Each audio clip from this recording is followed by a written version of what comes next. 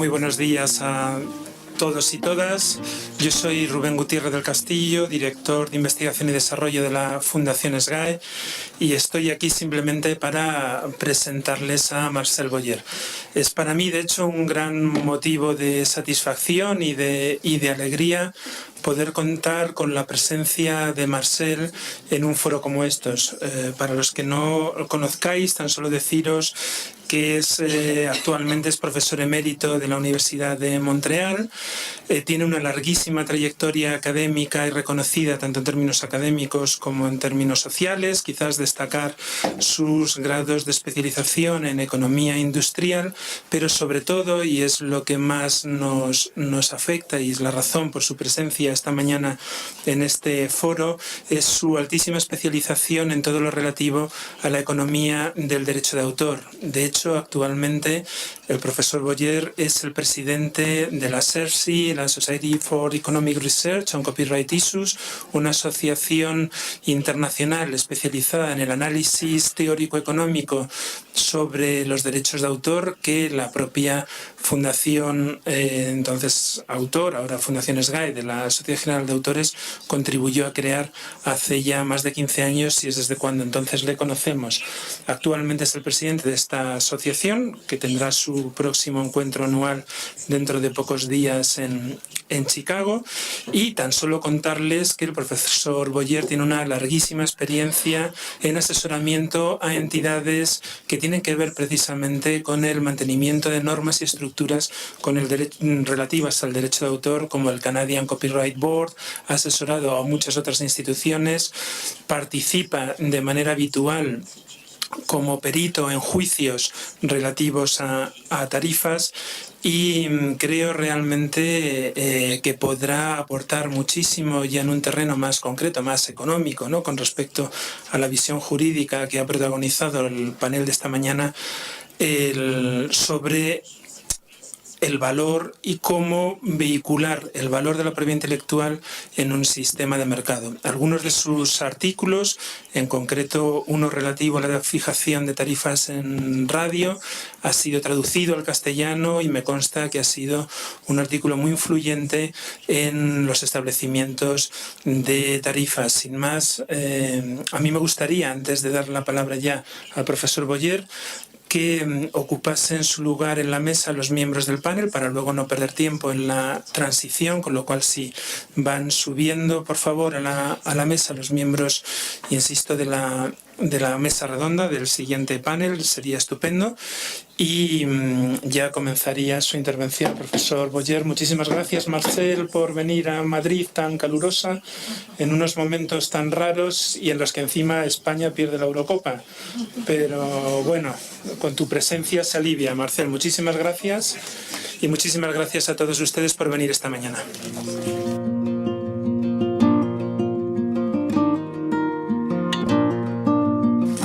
Thank you for this very generous presentation. Muchísimas gracias por darme esta presentación tan generosa. Voy a hacer un poco de publicidad, si puedo, si me dejan. Para empezar, tendría que decir que escribí un libro sobre el tema de la propiedad intelectual y la competencia con Michael Travelcock, y esto se publicó en el año 2009 por parte de Irwin Law. Es un libro relacionado con todo aquello que hemos discutido a lo largo de esta mañana y lo que vamos a hablar a lo largo de la tarde. También trabajo con la Sociedad de Derechos Intelectuales, Propiedad Intelectual del Canadá, y también trabajo con la Oficina de Competencias en el caso de casos colisorios, y tengo que trabajar y dar mi testimonio ante el Tribunal de Competencia, especialmente en el caso de fijar precios. Esto es un tema de un delito penal y la gente puede ir a la cárcel. Y si se puede probar que esto tiene un efecto sobre los mercados, entonces no son los abogados que llevan a la gente a la cárcel, sino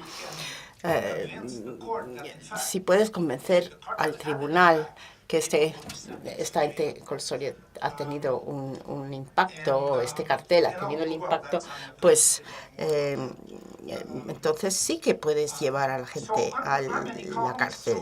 Yo soy un economista. Lo que voy a decir es algo desde el punto de vista económico.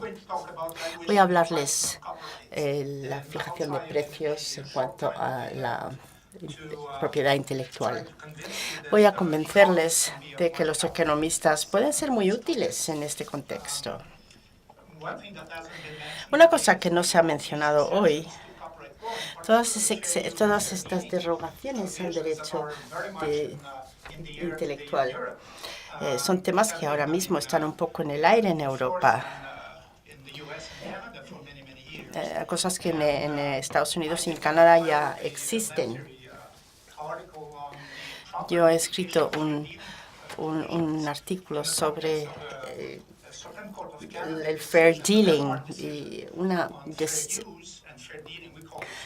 fair dealing es lo que nosotros llamamos, porque nosotros provenimos de la parte británica en cuanto a la jurisdicción británica, no tanto americana. Pero el tema del fair dealing y la interpretación económica, la decisión tomada por el Tribunal de Justicia del Canadá, que ha sido realmente un caso muy importante. Voy a darles un resumen de mi presentación. La digitalización es una innovación drástica y reduce la diseminación de los costes de música y de libros y, por lo tanto, establece o cuestiona el equilibrio delicado que existe. La música y los trabajos literarios son bienes de información. Se pueden consumir por todos. Escuchar o leer algo no significa que no se pueda utilizar por parte de otras personas. La revolución digital llega a un momento en el que el valor intelectual, de propiedad intelectual de las obras de la música y literaria ha sido subestimada. Y de alguna manera continuamente se cambia por excepciones y retos que existen en este campo. Entonces, la agenda, esto es un tema muy complicado y ustedes ya lo han dicho anteriormente, pero les voy a dar unas ideas preliminares. Yo llevo trabajando en esto desde hace muchísimos años, pero es un tema muy complejo. Voy a, sobre todo, concentrarme en el campo de la música, pero esto también es válido para las obras literarias. Entonces, ¿qué quiere decir esta era digital? ¿Por qué está el mundo de la propiedad intelectual en grandes dificultades en este momento? ¿Cuáles son los obstáculos? ¿Qué es lo que hay que evitar cuando se fijan las tarifas en cuanto a la propiedad intelectual? Quiero darles una serie de soluciones analíticas y también les voy a hablar de Hertzian y de la radio de Internet y el streaming. A mí me hubiese gustado también hablar de la presencia de las sociedades de gestión colectiva en Estados Unidos, Canadá y Europa, pero no sé si voy a tener el tiempo suficiente. ¿Cuáles son los retos entonces? Como les he dicho, la música y la obra literaria son caras a la hora de crear. Pensemos en los creadores, aquellos que hacen grabaciones. Es una actividad con mucho riesgo, componer música, canciones, hacer una representación de estas obras musicales. Es muy difícil establecer un valor. Igual la canción que tú crees que es buenísima no se va a escuchar porque a nadie le gustó. Y por lo tanto es una actividad de mucho esfuerzo y también muy cara. Y yo creo que esto realmente no es algo que se enfatiza enfatizó en el Tribunal Supremo de Canadá en cuanto a los derechos de los usuarios y de los titulares. Se habla mucho del riesgo de inversión que los usuarios están haciendo para invertir en nuevas tecnologías y cosas por el estilo, pero tampoco los jueces no hablan de los riesgos de los creadores, los riesgos que tienen que llevar a cabo para crear nuevas obras musicales o literarias. Me parece que hay una falta de equilibrio en cuanto al debate en el tribunal. La tecnología digital reduce la situación. Entonces, favorece a los mercados y a las instituciones para gestionar la acción entre los creadores y los usuarios sobre los mercados. Pero la distribución es prácticamente cero.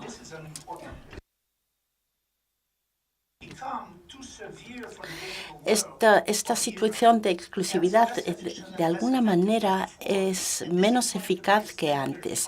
Y esto me parece que es un argumento para reducir el periodo de tiempo en el que vale el derecho de propiedad intelectual.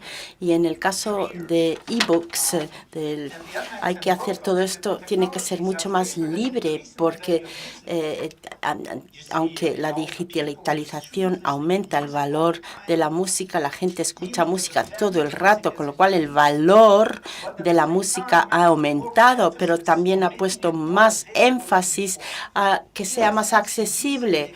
Por lo tanto, reduce la exclusividad de este derecho de propiedad intelectual. Con lo cual, desde el punto de vista económico, ha habido un cambio en el equilibrio que existía entre los derechos de los creadores y usuarios, y esto a la vez se repercute en la falta de exclusividad porque se distribuye de una forma más amplia. Entonces, vamos a ver un poco cuáles son estos obstáculos. Me parece que estos cambios, esta nueva tecnología, esta era tecnológica en la que hemos entrado y que estamos empezando a vivir, quizá hay que cambiar nuestro enfoque. Quizás hasta ahora hemos realmente pensado un poco de una forma hemos hecho un análisis muy simple y tradicional. Hemos hablado de los derechos de autor y esto está basado sobre alguien en el sistema o por un tribunal o el mismo consejo ha llevado a cabo estas decisiones, pero hemos repetido lo mismo una vez tras otra y ahora tienes un cuerpo de lazos entre las distintas decisiones que se tomaron, pero que no tienen una base real. Ya no nos acordamos por qué en la radio comercial durante 25, 30 años ha sido un 3,2% en cuanto a los ingresos, y esto es lo que yo voy a cuestionar. Yo creo que tenemos que llevar a un análisis. Entonces, el primer obstáculo es mantenerse en una posición tradicional. Y al fin y al cabo, esto significa que los cambios se van a llevar a cabo. Y estos cambios pueden hacer lo muy difícil de mantener el status quo. En Canadá, por ejemplo, hay un caso que las copias que se hacen por parte de las radios no están sujetas al derecho intelectual y no hay que pagar los royalties tampoco. Y entonces el Consejo de Derecho Intelectual dice, bueno, pues no se van a aplicar estas tarifas y entonces las sociedades colectivas reducen sus ingresos. Entonces, nosotros, si en el año 2003 hubiésemos sabido que cuando se fijaron estas tarifas, hay muchas copias que se hacen, pero hay ciertos tipos de copias que no están sujetas a regalías. Las regalías serían exactamente lo mismo en el año 2003, pero ahora En este momento existe una decisión y ahora hemos introducido esta excepción. Entonces hay una reducción en las regalías en un 50%. Y si lo haces de una forma secuencial, entonces estás perdiendo el argumento inicial que tenías. Y otro obstáculo que existe es que de alguna manera lo que estás haciendo es desequilibrar la situación de competencia. Y luego lo que estás perdiendo es el hecho de que aquí estamos viviendo en un mundo nuevo, las reglas tienen que cambiar. Por lo tanto, las soluciones... Bueno, yo no lo sé. Es que no sé a qué hora hemos empezado y no hay alguien que me puede decir cuánto tiempo llevo y, bueno, fenomenal. Si ustedes se han olvidado del tiempo, pues mejor para mí, desde luego. Los economistas hablan de la mejor solución o la segunda mejor solución en cuanto a un bien de información, o bienes de información. Bueno, quieren que los precios reflejen los costes marginales y esos son cero y por lo tanto los precios deberían de ser igual a cero. Pero entonces, si los precios son cero, el valor del usuario consumiendo un bien, una obra de música o un libro, si es más grande que el coste de distribución, que es cero, entonces esta persona tendría el derecho a recibir este bien y esto aumenta el bienestar social. Hay una creación de valor, una creación de ingresos. Entonces no tienes que pagar ningún tipo de dinero porque ellos quizás llevaron a cabo esta creación hace muchísimos años. Bueno, también tenemos la segunda mejor solución. Mercados regulados a cero precios. Establecemos una especie de barrera entre costes y gastos, pero vamos a recoger dinero para los costes fijos y a la vez creamos una distribución mínima con la primera solución. Tenemos una regla que es una regla de elasticidad.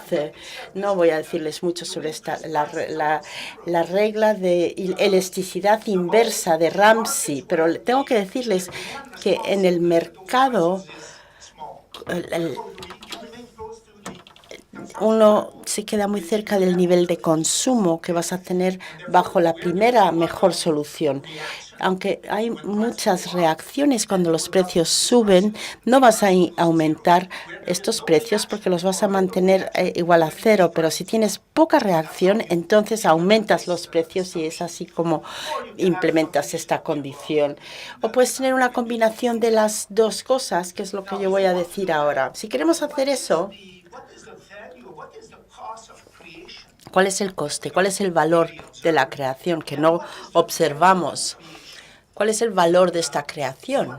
¿Y qué son los precios correctos? Yo les voy a decir que hoy no tenemos ni idea, no sabemos cómo se puede calcular esto en el caso de libros, música, libros digitales. Y no es esto porque las personas han hecho una transacción. Si nosotros vemos una transacción a un precio, entonces eso tiene que ser el precio correcto porque el comprador estaba dispuesto a comprar y el vendedor a vender, con lo cual pues tenemos una situación de equilibrio. Y esto debería ser el precio correcto, pero eso no es el caso necesariamente. Mientras no sepamos cuál es el valor, es muy difícil que estas acciones reflejen el precio correcto. Y el ejemplo que le voy a dar es las opciones financieras, por ejemplo. Después del colapso financiero del año 2008, de la crisis financiera, ha habido muchas matemáticas que se han llevado a cabo. Louis Bachelet lo hizo en el año 1900. Bueno, esto se redescubrió 50 años más tarde en MIT. empezó a trabajar sobre estos datos y le llevó 25 años hasta que consiguió establecer una fórmula que dice, este es el valor sobre el que se establece una transacción. Y esto se publicó en 2 boletines de los estudiantes. Boletinos en el año 1973 y en el año 1980 el mercado explosionó y se convirtió en transacciones de miles de millones con muchísimas personas involucradas en esto. Y todo esto estaba basado sobre el valor real del bien, de los bienes en cuestión. Yo creo que nosotros tenemos una situación bastante parecida en este caso. El descubrimiento del valor. Les voy a hablar de la radio hertziana y de la radio internet. ¿Qué quiere hacer una radio? Pues quiere maximizar su audiencia para vender su negocio a los que quieren introducir publicidad. Estableces un género para atraer, por ejemplo, mujeres entre los 20 y los 30 o jóvenes adultos o personas mayores. Cada radio quiere encontrar su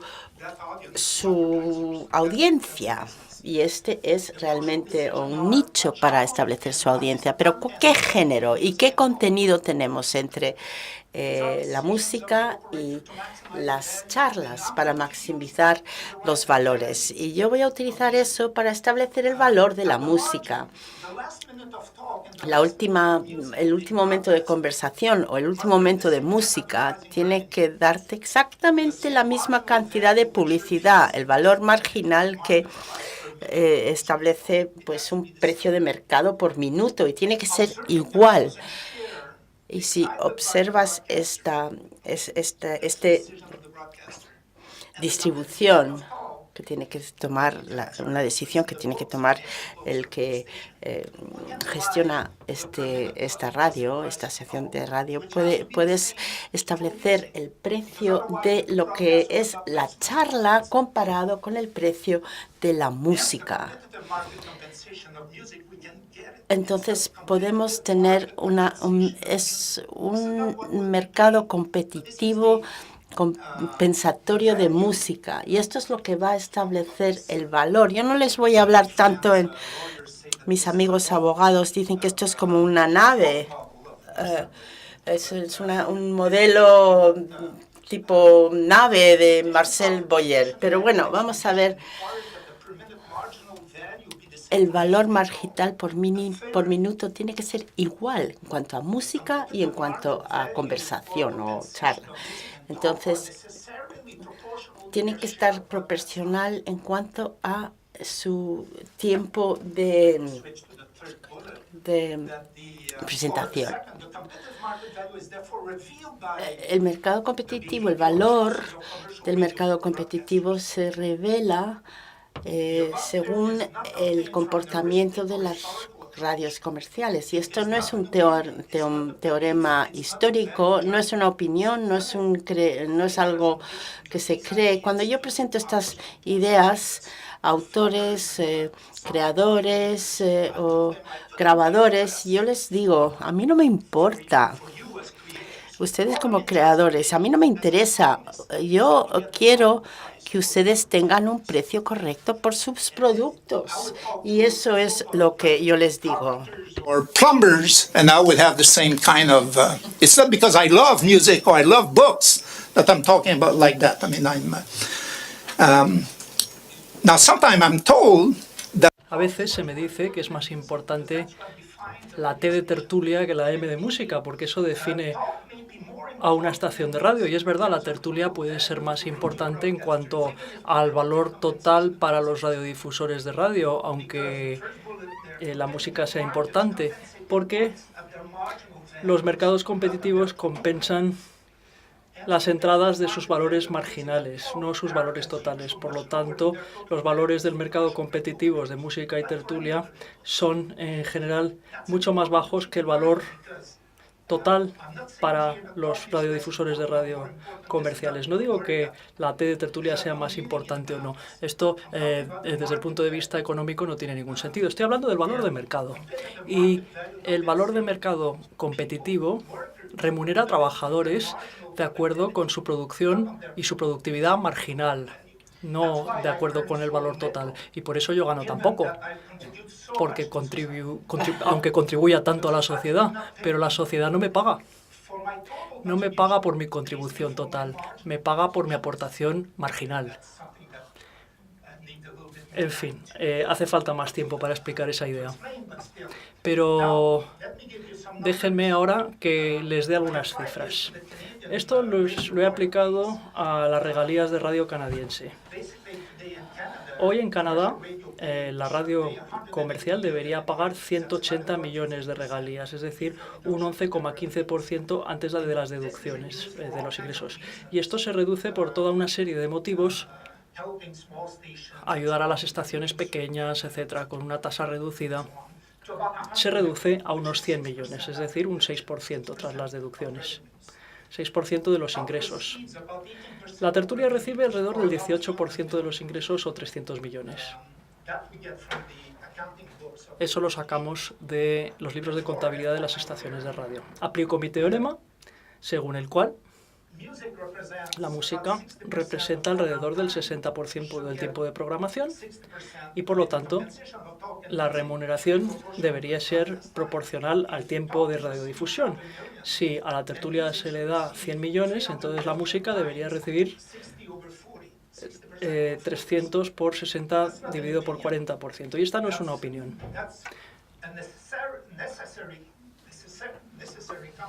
Es una condición sine qua non para sacar los mayores beneficios. Es decir, que deberían ser 450 millones. Y esto viene de Audley-Boyer Rerci 2007, un documento que se tradujo al español y que Richard Watt publicó en un libro en el 2008. O 2009, no recuerdo exactamente. O sea que las radios comerciales deberían ascender a 450 millones. Ese es el valor de la música para esas radios de acuerdo con su comportamiento y sus decisiones. Es decir, 0,235 céntimos por trozo de música, o sea, de unos 4 minutos, escuchado por una sola persona. O sea que si son 100.000 los oyentes, entonces son 100.000 por esa cifra. En Canadá actualmente se paga 0,044 céntimos por trozo de música. En Estados Unidos 0,022.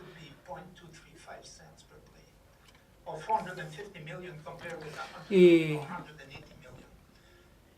la pregunta que nos preguntamos es: ¿dónde está ese valor que falta debido a los titulares o los creadores?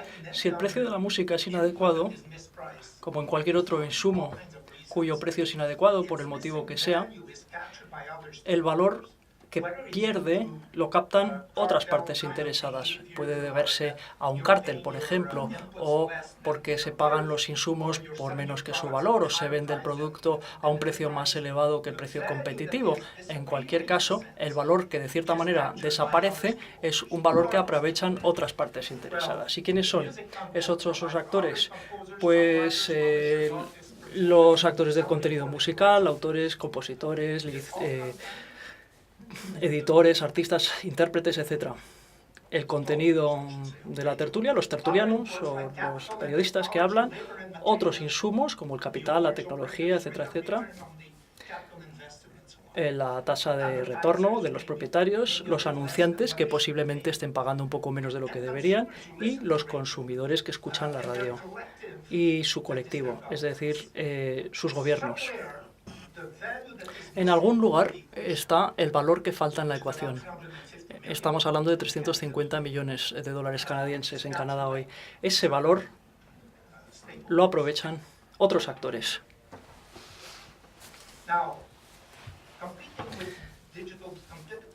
Hablando ahora de la competencia con competidores digitales, la radio por Internet, ¿cómo se pasa de la radio herciana a la de Internet? Pues hay diferencias en la estructura de costes, el coste de entrada y el coste para alcanzar a la audiencia.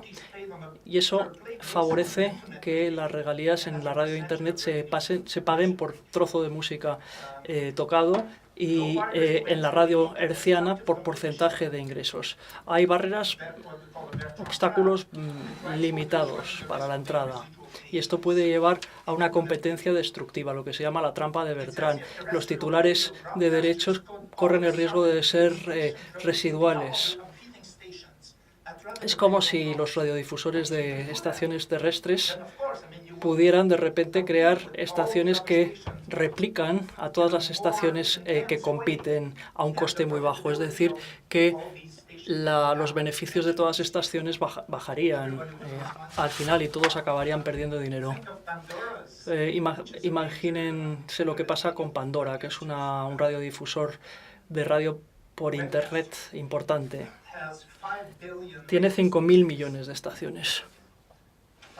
5.000 millones de estaciones que se difunden. Y cada cliente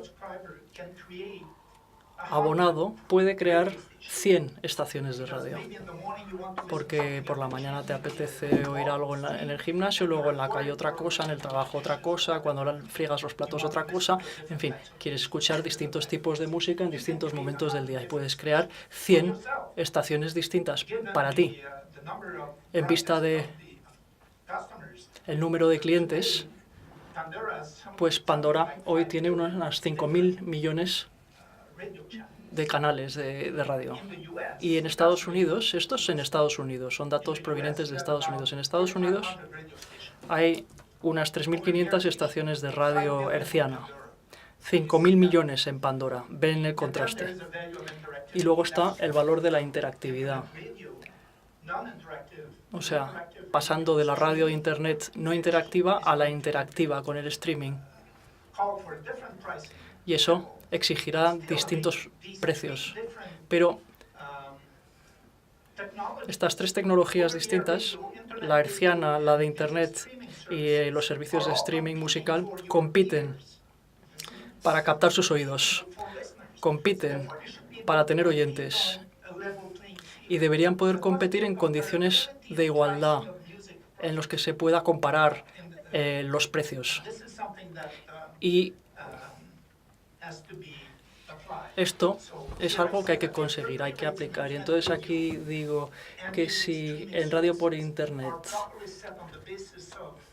y las tasas por trozo de música en radio e Internet se fijan de acuerdo con los datos de radio herciana, para conseguir un mercado en condiciones de igualdad, y por eso les he hablado antes del porcentaje de regalías, porque en la radio por Internet se utiliza el per play, por trozo musical, para la tarificación, porque las tecnologías son muy distintas y es mejor para las regalías en radio e Internet utilizar la metodología per play que en la radio herciana, donde se utiliza el porcentaje de ingresos. Ese es el mejor método. ¿Y qué ocurre con los derechos de interpretación y los derechos mecánicos? Si me dejan un par de minutos más, o...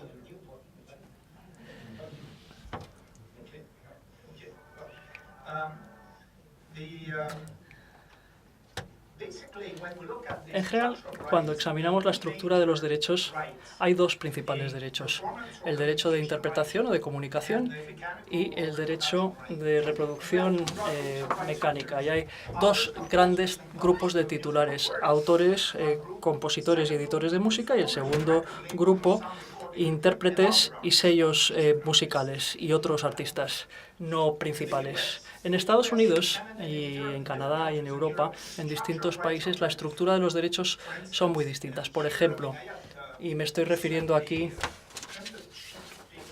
a algo que no tengo en la pantalla. En Estados Unidos, por ejemplo, en radios hercianas no hay derechos para el grupo 2, es decir, los intérpretes y los sellos musicales, sellos discográficos. La radio comercial herciana no paga a los titulares en esos casos. Y esto ha sido así siempre. Existe ahora cierta presión para cambiar las cosas, pero de momento no se le efectúan pagos a ese grupo. Y para la reproducción mecánica tampoco. En Canadá se tienen derechos en los dos grupos y en los dos derechos, en las 4 categorías. Y entre los intérpretes y los autores y los compositores es una relación de 1 a 1, es decir, que lo que consigue un grupo lo consigue otro en el mismo importe, porque nosotros sostenemos que son productos conjuntos. Hace falta una canción, una música, pero tiene que estar fijada en un soporte para que la radio lo pueda utilizar. En Canadá, el intérprete no está en la estación, o sea que tiene que haber un soporte. Y entonces es un producto conjunto y los dos grupos perciben lo mismo. Y por eso, recordarán que antes he dicho que en Canadá estamos en 0,044 per play y en Estados Unidos la mitad, porque Estados Unidos no paga a intérpretes y a sellos discográficos. Pero en la radio internet es distinto en Estados Unidos. Iba a repasar todas las combinaciones, pero no lo voy a hacer. Pero la estructura es esa. Hay 4 casillas. Los 2 grupos de titulares, el grupo 1 y el grupo 2, que figuran en la pantalla, y luego los 2 derechos, derechos de interpretación y derechos de reproducción. Y en estas 4 casillas se puede incluir a los colectivos que gestionan todo esto. Yo entiendo bien el sistema canadiense y el de Estados Unidos. El sistema europeo me suscita más dificultad porque cambia según el país. Yo escribí un pequeño artículo que les voy a enviar a algunos de ustedes porque quiero saber si lo que escribí está bien o no, pero varía entre la radio herciana, la de Internet, el streaming interactivo, el no interactivo. ¿Y quién fija y quién regula? En Estados Unidos hay 2 reguladores. El Tribunal de Tarifas para autores y compositores y editores y un consejo de regalías para intérpretes y grabadores. En Canadá es una sola entidad. El Consejo de Derechos de Autor de Canadá, que gestiona todas las tarifas. Y todas esas tarifas deben estar aprobadas y luego las gestiona una sociedad colectiva. En Estados Unidos también, pero hay 2 grupos distintos, o mejor dicho, 2 entidades distintas que regulan. Uno son jueces, es un tribunal.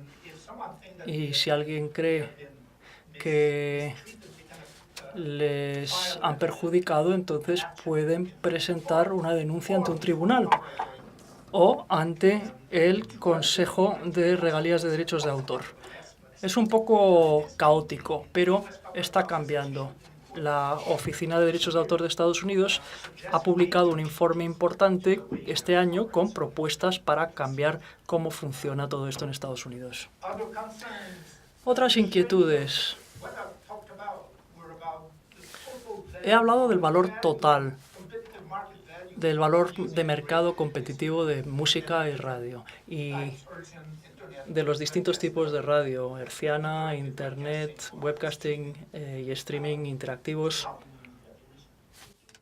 Un minuto de los 2 que le habían dado. 1 minuto, that's fine with me. El problema es la asignación de valor común y de costes entre miembros y socios con metodologías de asignación adecuadas entre distintos colectivos y sociedades. He dicho que los riesgos de inversión, el reparto de riesgos y la remuneración por esos riesgos, tanto para usuarios y creadores, son también una inquietud, porque los creadores también están invirtiendo tiempo y, por lo tanto, asumen un riesgo al escribir libros. Y luego tenemos el análisis económico del fair dealing. Una vez un juez me dijo que el fair dealing no es un problema económico, sino jurídico. Es decir, yo creo que es económico. hay disposiciones de fair dealing para garantizar que la divulgación sea lo más amplia posible. Y por eso los costes de distribución y de divulgación son tan pequeños, porque se quiere aumentar el acceso. ¿Y esto cómo se hace? El mejor, el segundo mejor. El análisis económico nos podría dar una idea de si se aplica bien. Así que el fair dealing es una cuestión tanto económica como jurídica. El análisis económico de nuevas excepciones que están surgiendo constantemente parece indicar que hay que reexaminar la situación pre-excepción, es decir, que una vez que las excepciones se colocan en su contexto, ya no muerden. Y ese es el argumento de respuesta competitiva que no tengo de abordar aquí, pero la mayor parte de las excepciones no deberían repercutir en las regalías si están en su contexto adecuado, las excepciones a los derechos de autor. Y luego está la remuneración justa, pero me detengo aquí. Muchas gracias.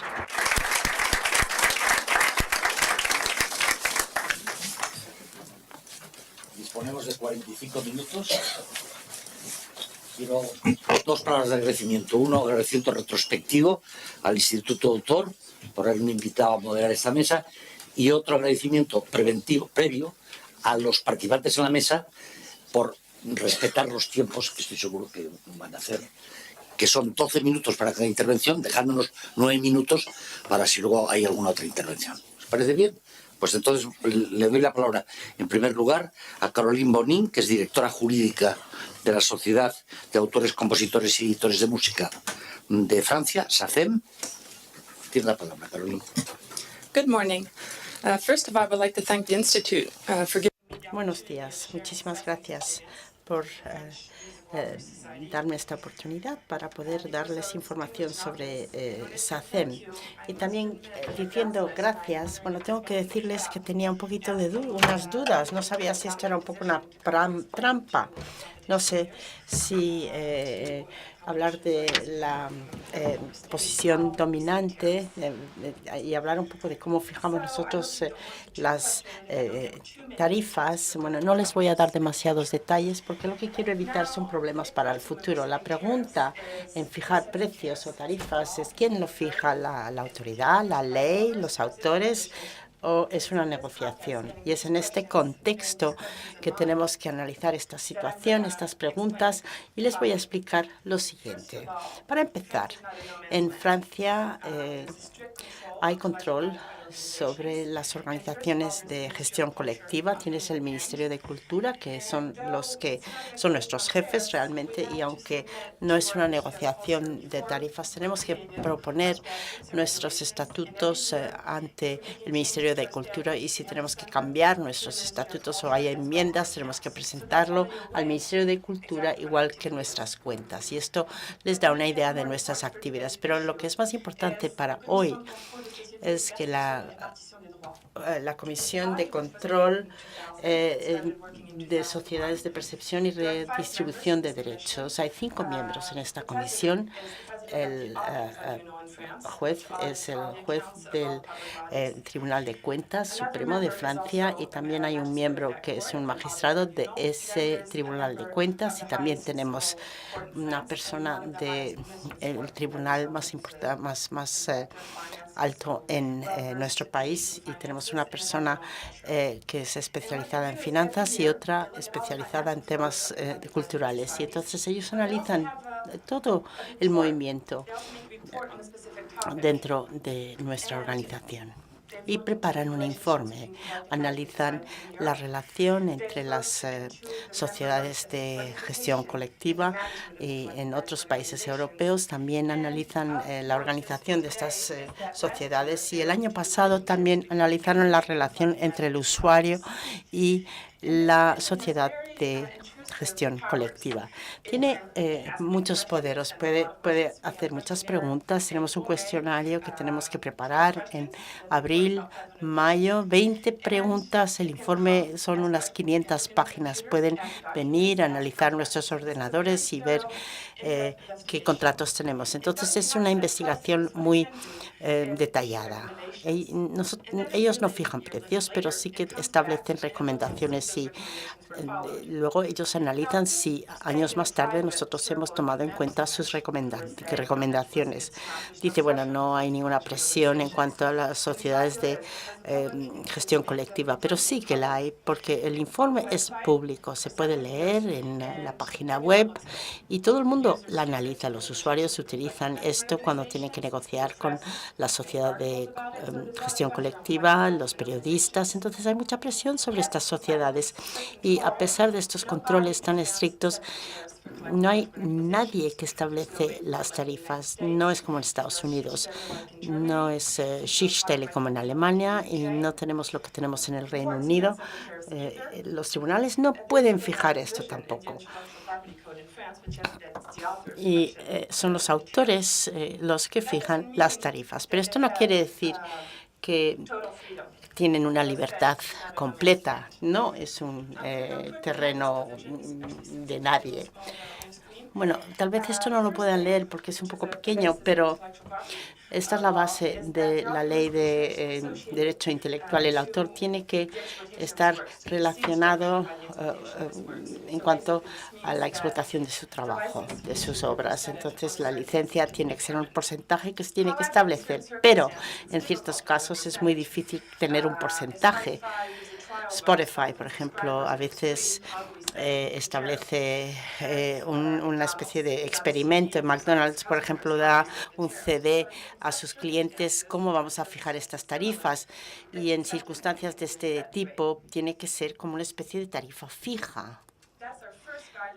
Y esta es nuestra primera guía para establecer estas tarifas. Y la siguiente será la directiva de la Unión Europea, porque como ya se ha dicho, esta directiva tendría que haberse aprobado el 10 de abril, pero Francia no hizo sus deberes y no se ha implementado y esperemos que se haga a finales de este año. Lo que sí que es importante es que hay una regla en cuanto a lo que tienes que hacer para fijar esta tarifa y lo que se establece es que tiene que ser razonable en relación inter alia con el valor económico, tomando en cuenta la naturaleza del el uso del trabajo y también el valor económico del servicio que se da por parte de la sociedad de gestión colectiva.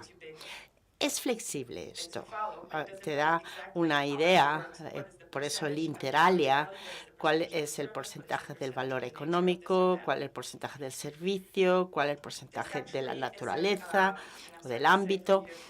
Y esto para el legislador europeo es nuevo. Lo único que hace es codificar la legislación que se ha establecido a lo largo de los últimos años. La directiva es una ley sobre competencia. Entonces, lo que tenemos es una restricción que es la ley de competencia. Tenemos la europea, pero también la francesa. Los artículos son más o menos lo mismo, pero lo que no es igual es cómo se interpreta o las guías que los jueces van preparando. Aquí lo que es importante es la directiva europea y los jueces van a interpretar más en base a la directiva europea. Pero SACEM se trató con esta y trataba de las discotecas francesas estaban quejando especialmente en Alsacia.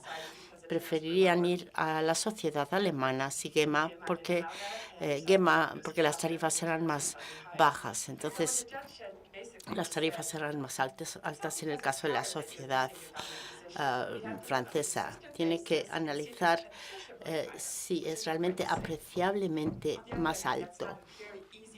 Pero esto no es un criterio que se puede utilizar. ¿Qué es una base razonable? Bueno, más adelante analizamos otra base y vimos, bueno, para ver si hay abuso de posición dominante, tenemos que ver qué se hace. ¿Se utiliza mucho estas obras o no? ¿O se utilizan menos? Y luego, en el año 2011, nos fuimos a una situación un poquito más clara, diciendo o estableciendo el valor económico del servicio dado es lo más importante. Y luego tenemos OSA en el año 2014.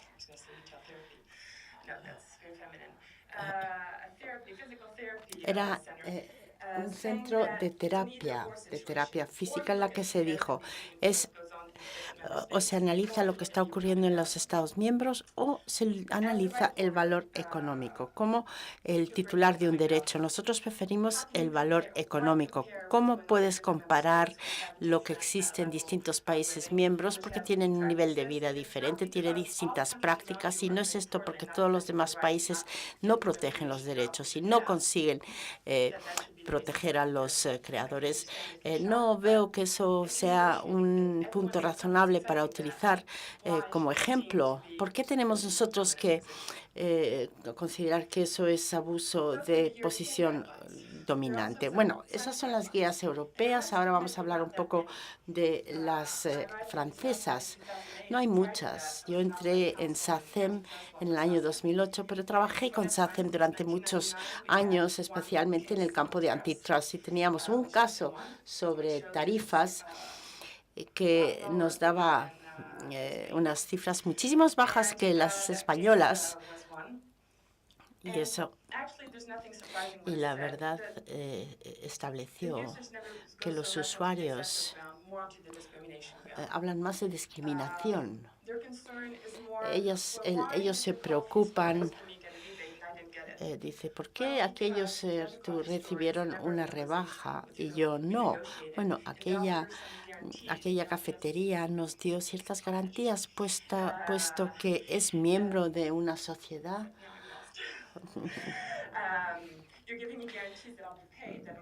Me das garantías que mis autores van a recibir una remuneración. Entonces les voy a dar una rebaja. No voy a tener que perseguirles, no les voy a tener que llevar a los tribunales.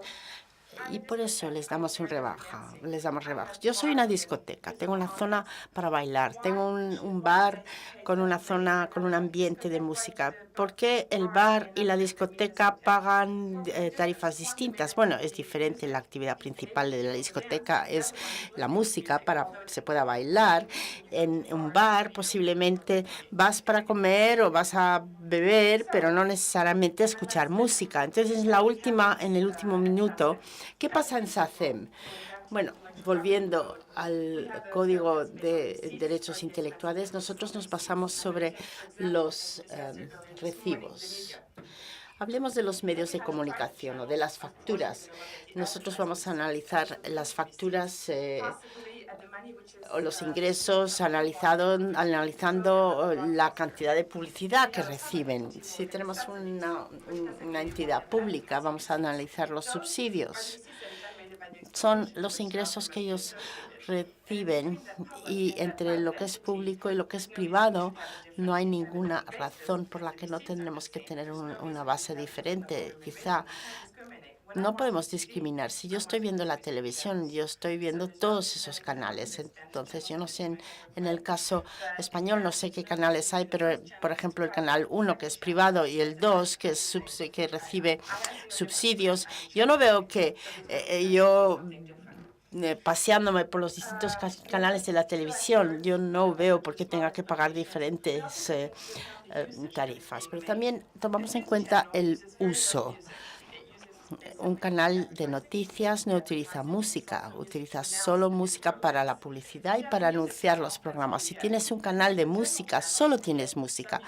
Y en ciertos canales generales tienes programas de música o programas que no son de música. Y entonces ajustamos las tarifas. Está claro que un canal que emite noticias no va a pagar los mismos derechos que otros canales que son específicos en cuanto a la música. Nosotros tenemos pocos casos ante los tribunales. Nosotros negociamos nuestras tarifas y muchas veces yo no veo cómo que puedes considerar que Google sea menos dominante que SACEM, y los canales de televisión evidentemente también están en una posición muy fuerte para negociar, y aunque ven ustedes que no tenemos criterios, pues funciona.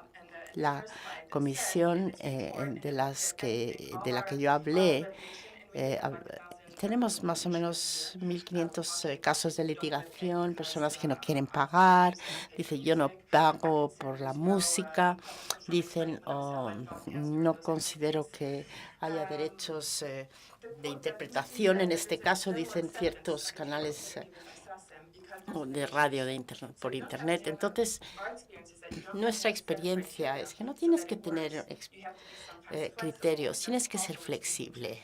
Y eso también se toma en cuenta. Muchísimas gracias.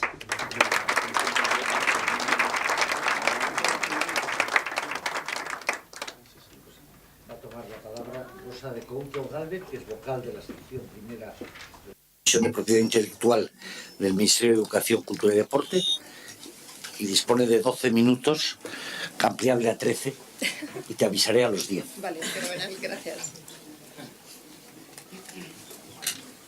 Buenos días. Buenos días. En primer lugar, y rápidamente, agradecer al Instituto Autor la invitación por muchos motivos, porque creo que la materia ha generado mucha incertidumbre y además la trascendencia jurídica, económica, que implica un tema de determinación de tarifas. Yo creo que ahí no voy a entrar más en detalle. Y luego hay otro apartado también que agradezco especialmente que me dé este momento para poder también participar y como miembro además de la sección primera, porque nos encontramos con esta modificación con una situación totalmente distinta a la que en principio estaba prevista como funciones generales de la sección primera de arbitraje y mediación. Por lo tanto, esa incertidumbre en cuanto al contenido que supone, que es la determinación de tarifas, y luego también incertidumbre y saber hasta qué punto podemos actuar y qué ámbito tenemos de actuación la sección primera de la que formo parte. Sobre todo porque el cambio de funciones es importante. Entonces, partiendo de un primer enfoque general de tarifas, y que además voy a dejar también a mis compañeros que seguro tienen ese enfoque económico, no solo jurídico, me voy a centrar sobre todo en el alcance de la determinación de tarifas para la sección primera. Cuando se plantea la modificación, lógicamente, como hace un momento lo comentaba, me encuentro con que la sección a la que pertenezco, que es de arbitraje y mediación, tiene las funciones muy bien definidas, donde tienes una función de resolución de conflictos, una alternativa de resolución de conflictos, bien por vía de arbitraje y de mediación. Por una parte, el arbitraje y la mediación se puede utilizar para ayudar a una resolución de conflicto de determinación de tarifas, y eso sigue ahí. La normativa aplicable, lógicamente, sería dentro de una situación de determinación de tarifas, si vamos al arbitraje o a la mediación, sería, por una parte, el texto refundido de la ley con la reforma del 2014, los reglamentos que lo desarrollan, y, por supuesto, también con carácter supletorio, se aplicaría todo lo relativo al procedimiento administrativo común, reforma del 2015, sector público 2015 también, la normativa del sector público 2015 y la Ley General de Arbitraje 2003 y luego también, por supuesto, la de mediación del 2012. Entonces, tanto el arbitraje como la mediación se aplicaría a la normativa específica de propiedad intelectual y luego también con carácter supletorio lo que acabo de comentar. Con la reforma del 2014 nos encontramos que se incorpora dentro de la sección dos funciones importantes. Por una parte es la posibilidad de que la sección primera de arbitraje y mediación determine las tarifas y además otro añadido también que particularmente como miembro de la sección me generaba también bastante incertidumbre, que era el control de las tarifas también generales, ¿no? Cuando el enfoque desde luego de la naturaleza de las funciones, como he indicado desde el principio, es totalmente distinto.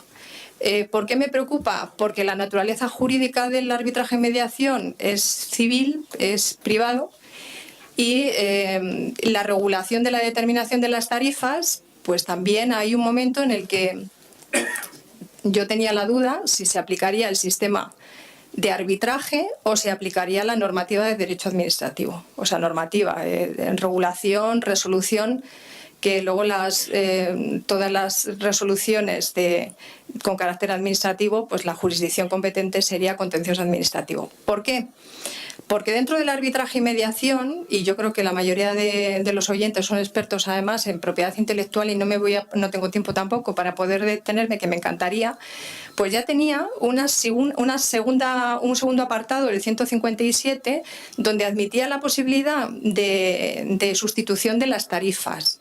Y las consecuencias dentro de esa resolución de arbitraje, porque estaría dentro del panorama del arbitraje, las consecuencias o la regulación estaba dentro de la normativa de propiedad intelectual y supletoriamente normativa de arbitraje y en lo que fuera de procedimiento, pues derecho administrativo. Hasta ahí bien.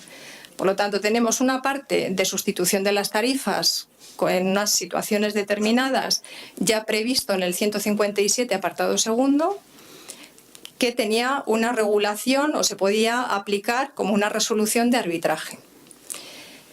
Nos encontramos con la reforma y la determinación de las tarifas se aleja de ese ámbito del laudo arbitral y se recoge como función de derecho administrativo. Es decir, la sección cambia totalmente en este ámbito. Las consecuencias no son de derecho civil, sino son derecho privado, sino son de contencioso administrativo, por lo tanto de derecho administrativo.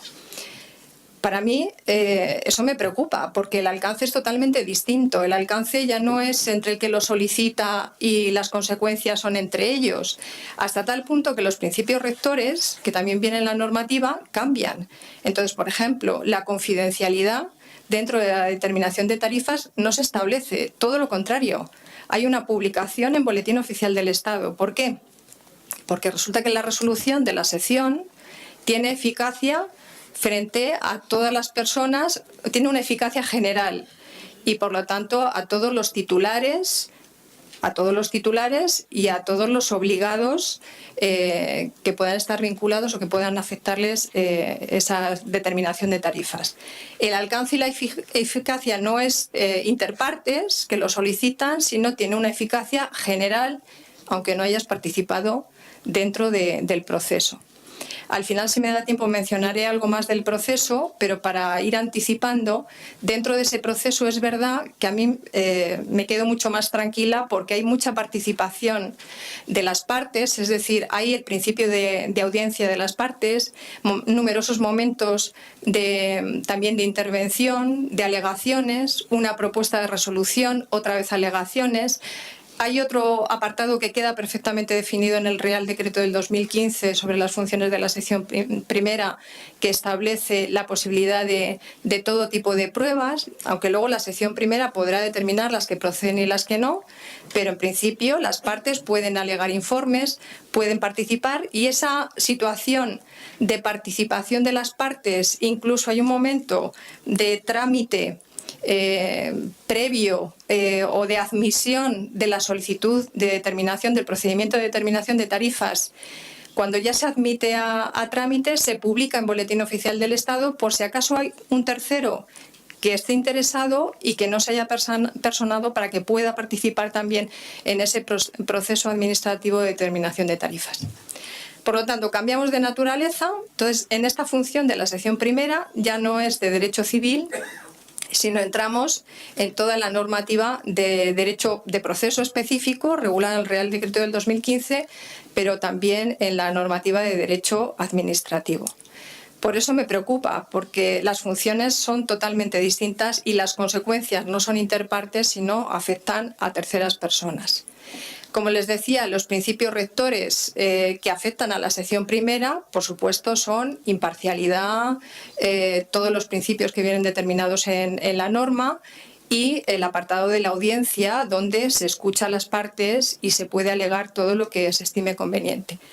En el apartado que les decía anterior, cuando se podía establecer por arbitraje, y se puede establecer por arbitraje la sustitución de una tarifa, en ese caso se aplicaban los principios de voluntariedad y también de confidencialidad, porque era una situación de arbitraje y mediación, voluntariedad y también confidencialidad. Confidencialidad hasta en los trámites del propio proceso de arbitraje, incluso también hasta de la resolución. Es decir, la confidencialidad se aplicaba a todo, a la documentación, a todo.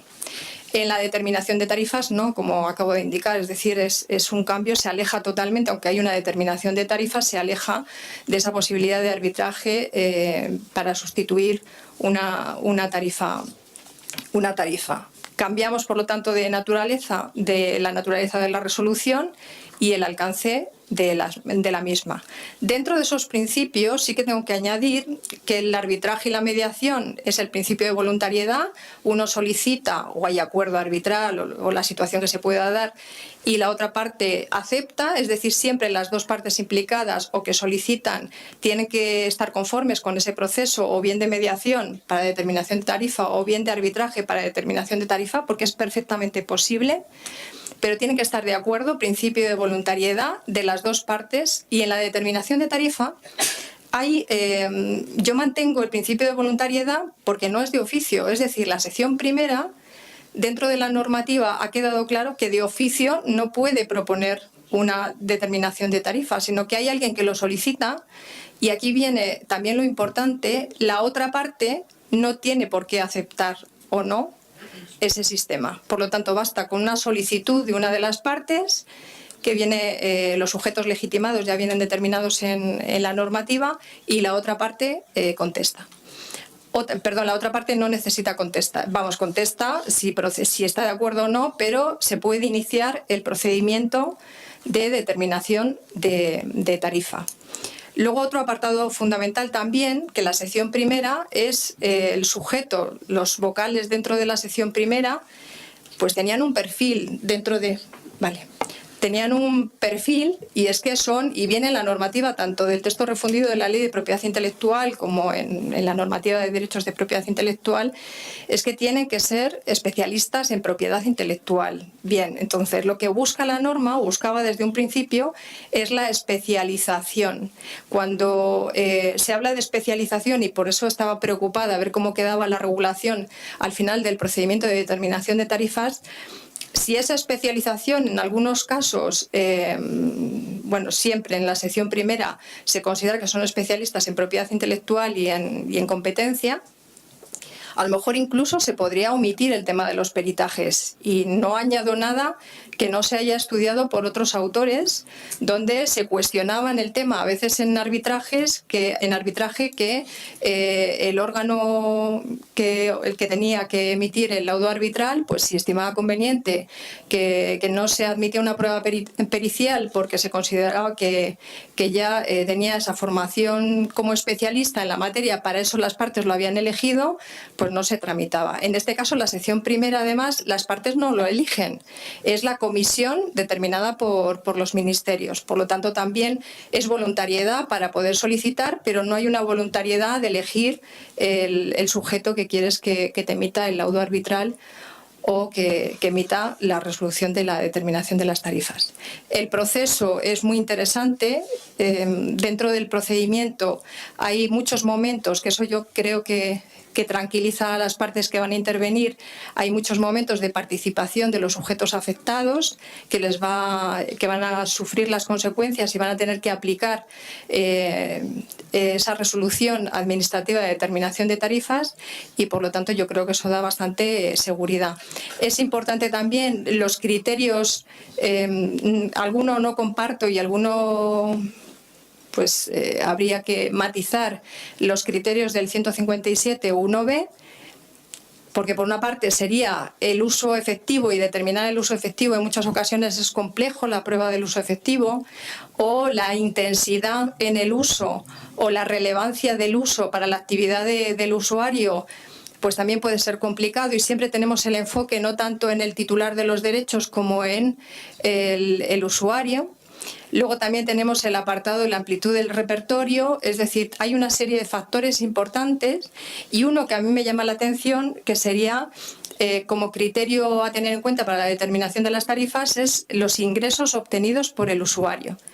Ingresos, es decir, que dentro de su actividad comercial y la no comercial, y está utilizando la obra, eso le supone un incremento dentro de su actividad. Entonces habría que calcular también el valor que supone una utilización a veces no comercial de unas obras. bueno, lanzo ideas y apartados que creo que se pueden reflexionar, y este foro puede ser muy interesante para cuestionar y para debatir. Y yo creo que nada más, hay una resolución de carácter administrativo, y luego el recurso de esa resolución es ante el contencioso administrativo. Se publica en Boletín Oficial con toda la trascendencia de afectar a todas las partes implicadas y con carácter general. Y nada más. Muchas gracias por su atención. Bueno, el tercer interviniente, matador, como estábamos diciendo en la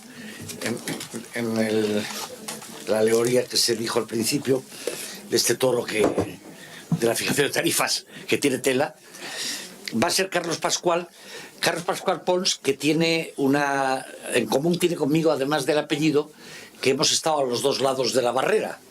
Él ha sido el fiscal de la Autoridad de Competencia durante muchos años, porque ha sido director del Servicio de Defensa de la Competencia, director del Servicio de Defensa de la Competencia cuando había servicio y tribunal, y luego director de investigación cuando todo se puso en la comisión.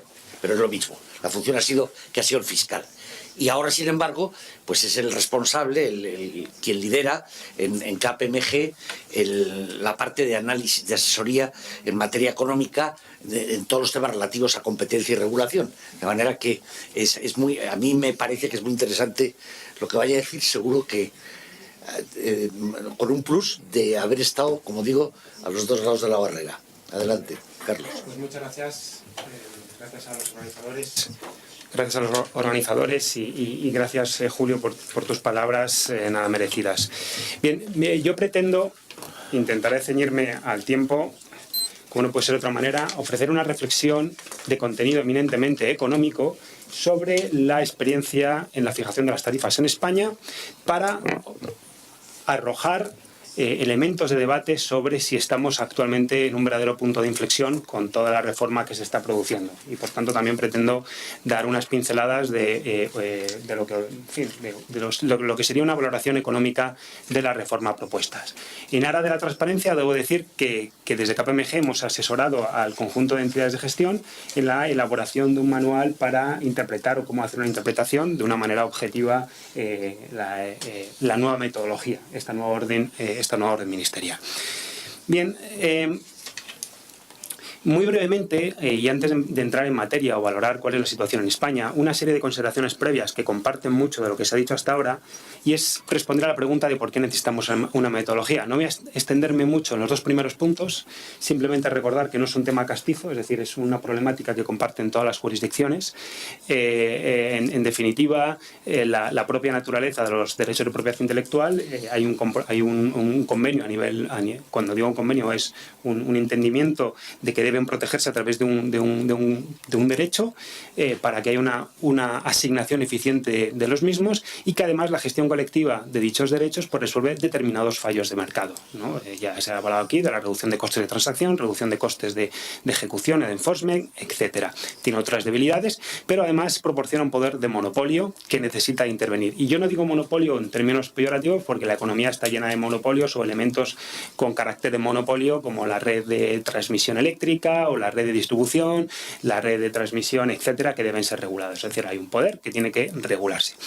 Desde una perspectiva teórica, y sin particularizar para el caso de la propiedad intelectual, cabría pensar en tres maneras de intervenir. Y aquí no voy a ser muy riguroso desde el punto de vista del manual económico, pero voy a intentar ser lo más ilustrativo posible. Tres maneras. Una primera es por el lado de los costes, y aquí caben también múltiples alternativas. Básicamente se trata de ver cuánto le cuesta dar el servicio al monopolista y darle una rentabilidad sobre esos costes con mayor poder o no de los incentivos para que el monopolista sea eficiente, ¿no? Y caben múltiples alternativas. En segundo lugar, se crea en teoría económica lo que se llama un monopolio colateral, es decir, se busca un poder por el lado de la demanda que contrarreste. Es el caso típico o parecido de lo que ocurre en el mercado de trabajo, donde a las organizaciones sindicales pues, se les da cierto poder de negociación, por ejemplo. O bien, si no regulamos por el lado de los costes, es regular por el lado del valor. Es decir, llegar a un compromiso sobre lo que ese producto producido por el monopolista genera en los usuarios o que están adquiriendo o que están utilizando ese producto. Es el caso típico de la propiedad industrial, por ejemplo, donde hay mucha literatura sobre cuál debe ser el reparto óptimo del excedente generado con un bien esencial como pueden ser las patentes, etcétera, ¿no? Estas son un poco las tres grandes alternativas. Costes, digamos, una equilibración de los poderes o bien un compromiso de reparto. Bien, en general, en los derechos de propiedad intelectual no hay una metodología universal y hemos tenido la ocasión pues, de analizar distintas jurisdicciones, pero a grandes rasgos lo que se ha buscado es, en primer lugar, se ha tratado de equilibrar el poder de negociación, es decir, atribuyendo, por ejemplo, a las organizaciones de usuarios también la negociación, y podríamos discutir cuál es el nivel pero no quiero entrar ahora, cuál es el nivel de poder de unos y otros, pero desde un punto de vista teórico esta es una solución que se ha utilizado. Lo más habitual es regular con reglas gruesas y supuestos benchmarks. Como decía antes el profesor Boyer, pues al final alguien ha puesto una tarifa en un país y esta se copia por distintos países, o se asume como dada o se asume como válida, ¿no? Esto es algo bastante común. Y también existen otras alternativas, que es establecer un principio o una regla de cómo repartir ese valor. Si se acuerdan de la tercera vía de regular un monopolio, ese valor que crea el producto al usuario, establezco un principio o una serie de aproximaciones, bien el valor, bien el precio que se produciría en un mercado libre de transacciones, etcétera, ¿no? Y estas serían, a grandes rasgos, lo que ha ocurrido en otras jurisdicciones. En España, antes de la orden, tenemos una situación que también se ha apuntado aquí, donde había una ausencia total de regulador. El Ministerio de Cultura, teniendo en cuenta que gestionaba un monopolio, no ha regulado.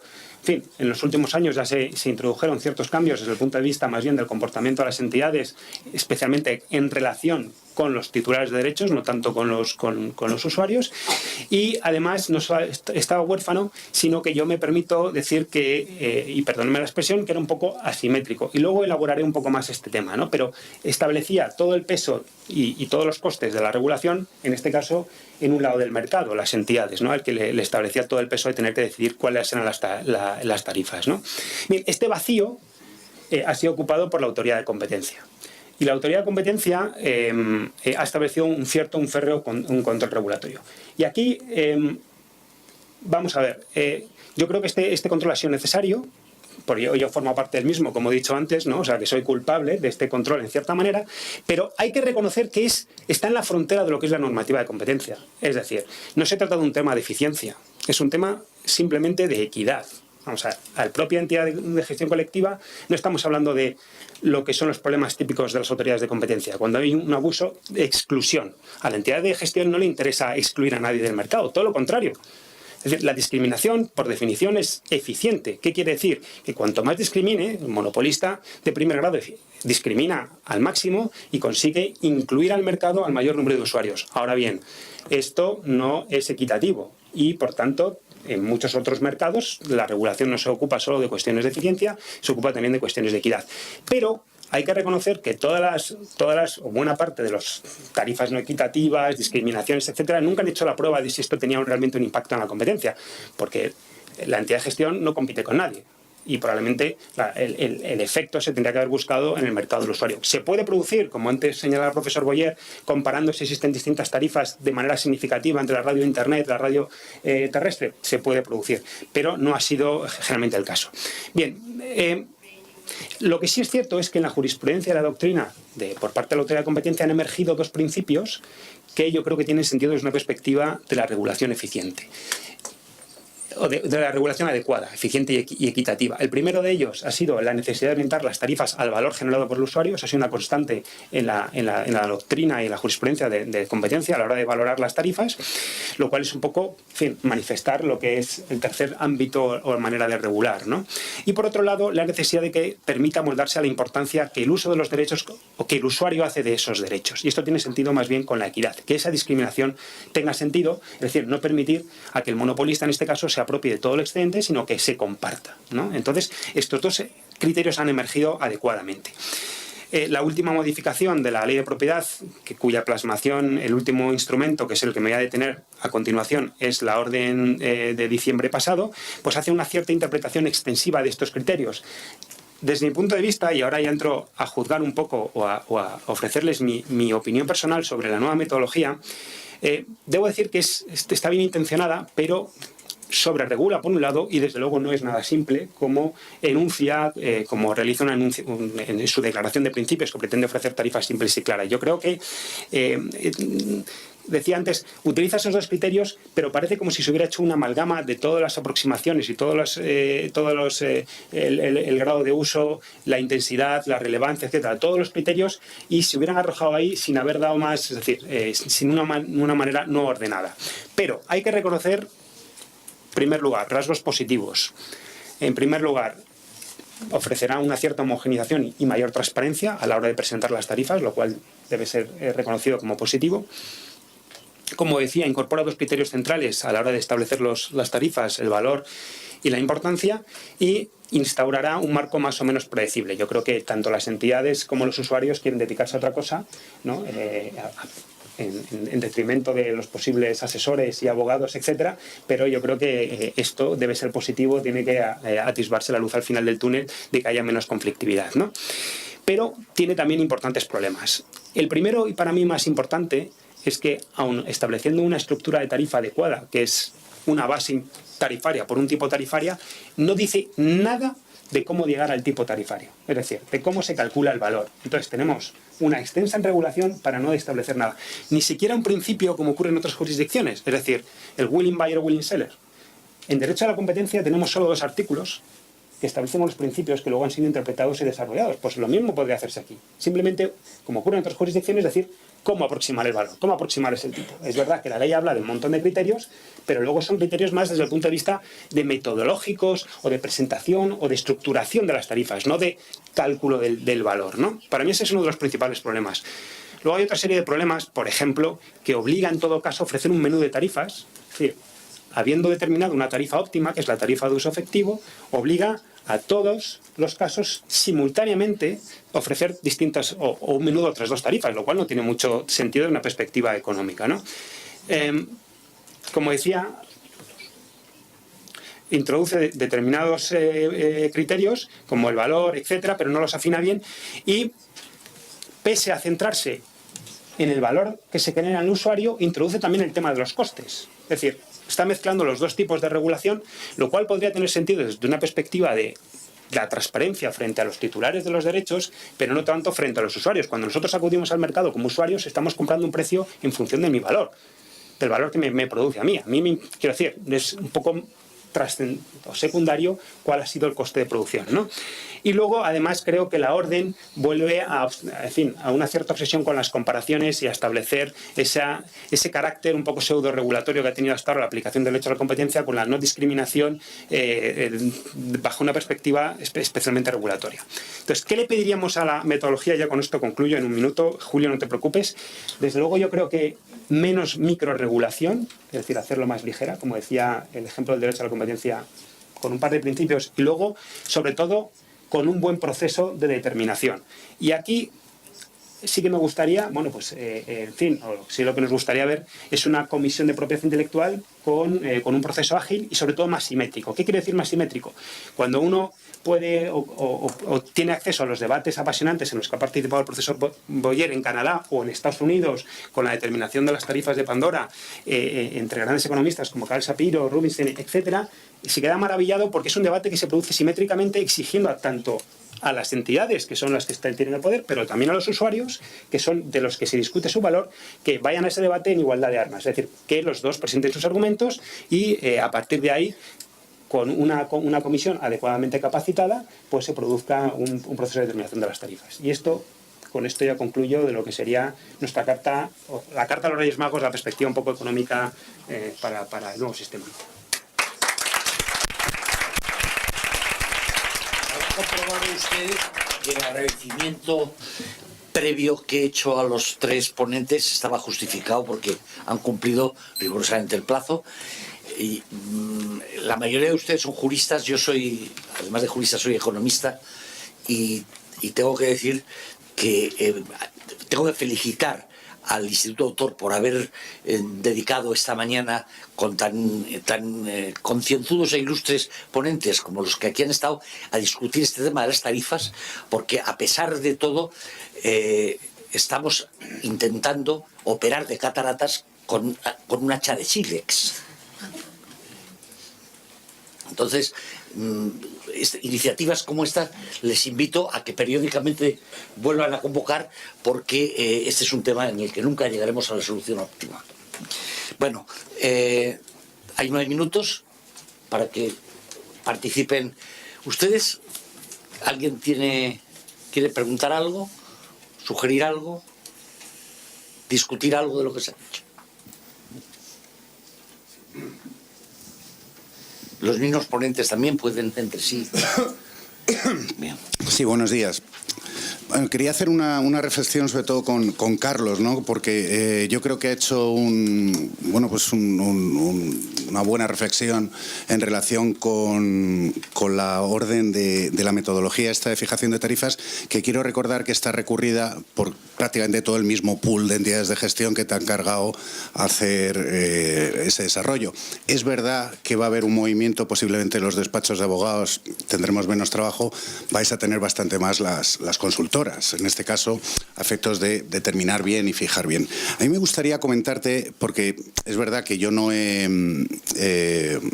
no soy economista, no tengo tantos conocimientos, pero sí que he visto otros sectores regulados, como son la electricidad o el agua y demás, en los cuales cuando se habla de fijar una metodología de precios, yo lo que veo en la orden es una serie de fórmulas matemáticas en aras a fijar el concreto precio a establecer.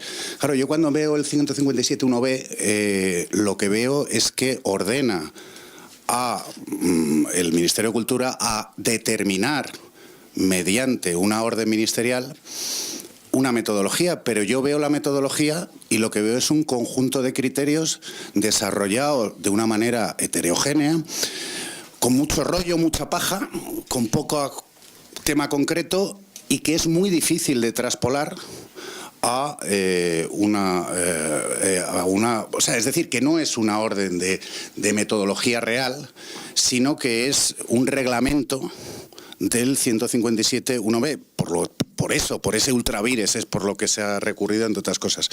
Y en la segunda cuestión que quería manifestar para los que quisieran en la mesa, yo, claro, se habla, Carlos, tú has hablado de que el nuevo sistema aporta homogeneidad, transparencia y predecibilidad.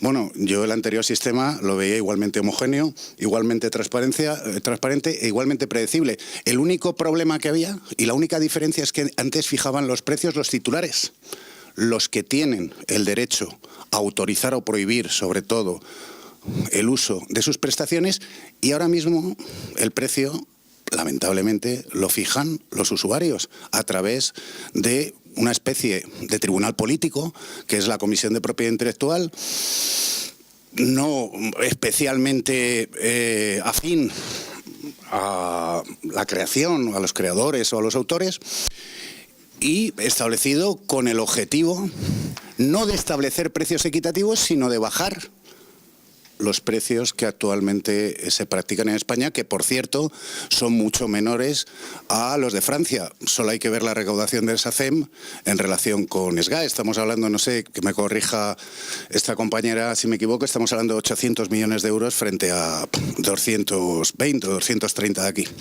Gracias.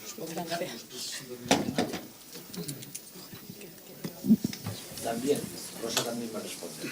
Bueno, pues sí, yo la valoración de lo que es la metodología pues lo comparto. Lo que pasa es que cuando hay que regular como decía antes, o sea, lo típico de una metodología de tarifas es que estemos regulando por el lado de los costes, es lo que ocurre en cualquier utility, pero aquí ya sabemos que el problema de este mercado es que eso no es factible. Ya por definición, con lo cual lo único sensato es establecer unos principios generales y que haya un tribunal capacitado y cualificado y para que se vayan. O sea, la Comisión de Canadá, cuando revisa unas tarifas, si no me equivoco mal, en el año 2008 plantea 3 preguntas, por ejemplo. ¿Cómo vamos a valorar la interactividad? ¿O cuál ha sido el proceso de no sé qué? Y luego las dos partes pues establecen sus argumentos y se toma una decisión, ¿no?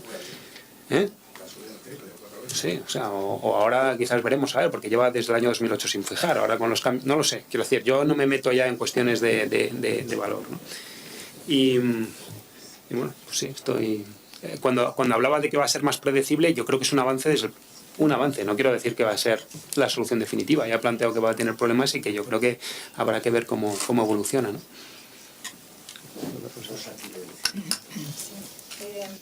Por alusión a la Comisión de Propiedad Intelectual de la que formo parte, ¿no? De la que formo parte. A ver, antes de estas funciones acaban de aparecer en la reforma, o sea que todavía no hay consecuencias de la aplicación de esta normativa.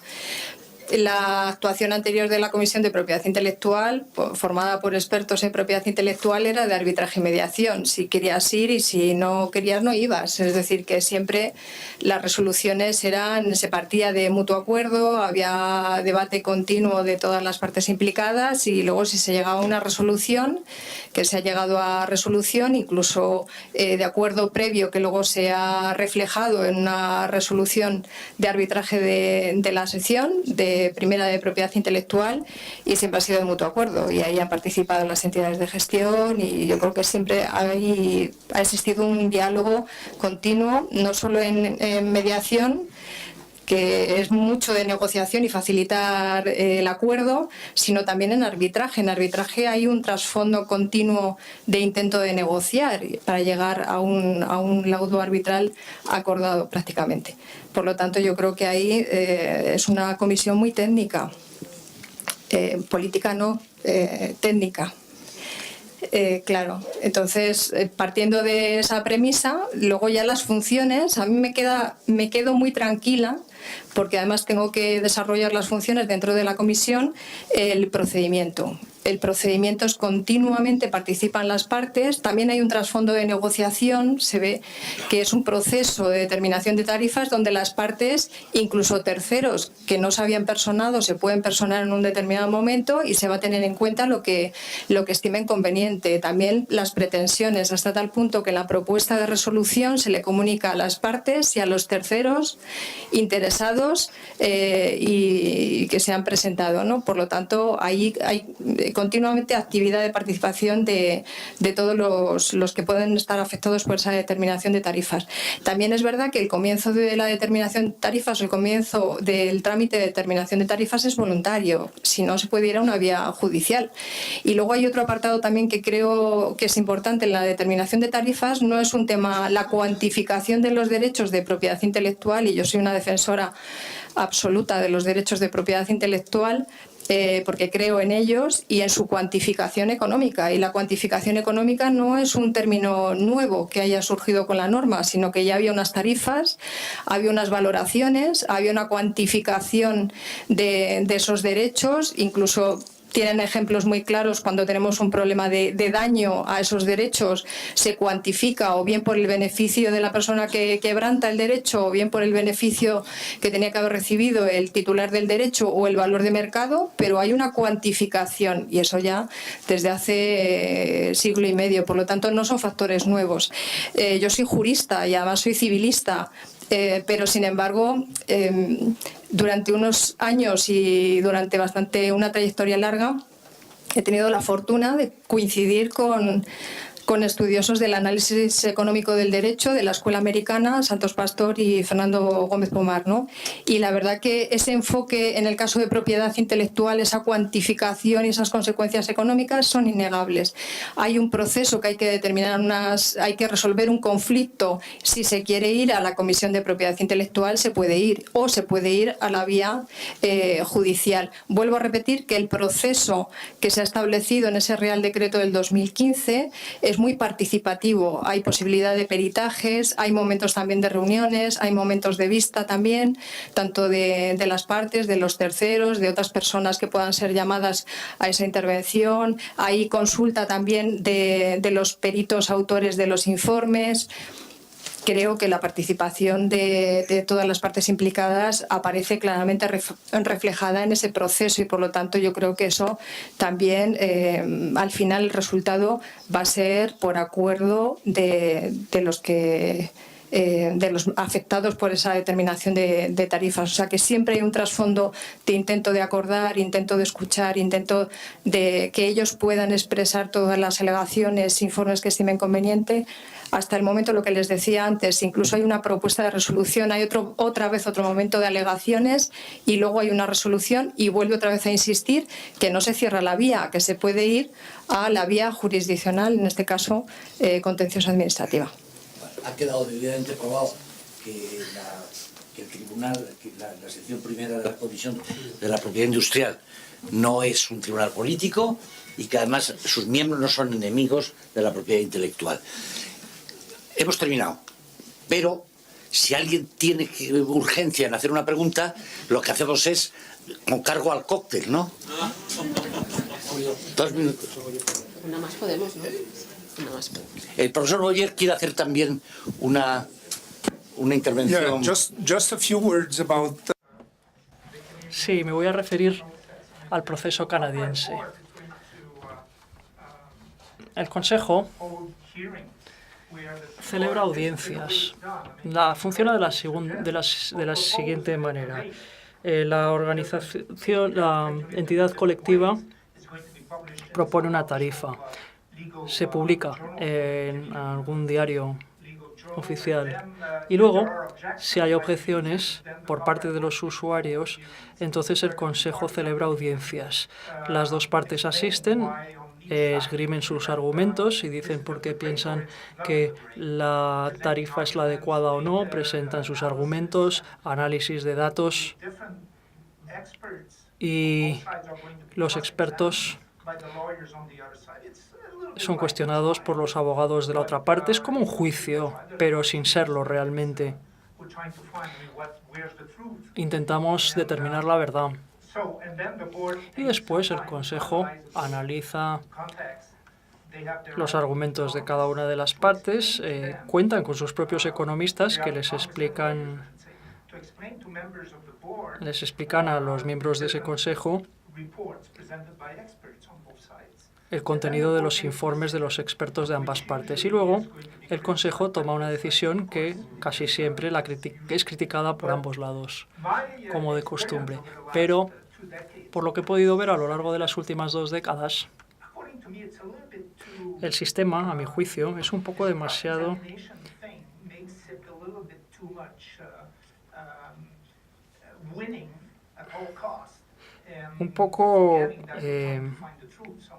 con las preguntas que se le hacen a la otra parte,